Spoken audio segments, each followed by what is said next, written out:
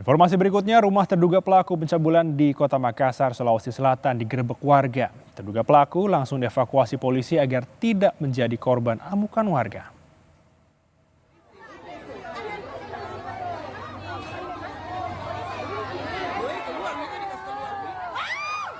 Saudara, warga mengepung rumah seorang pemuda usai dilaporkan terkait dugaan pencabulan terhadap anak di bawah umur di Mariso, Makassar, Sulawesi Selatan.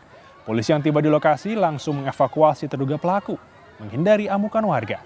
Untuk pemeriksaan lebih lanjut, terduga pelaku diserahkan ke unit PPA Polrestabes Makassar.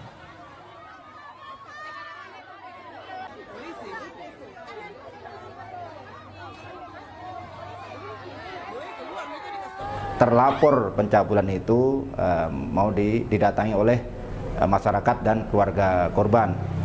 Jadi kami Polsek mendatangi lokasi, kami berhasil mengamankan terlapor, kami bawa ke Polsek yang selanjutnya diserahkan ke Polrestabes Makassar.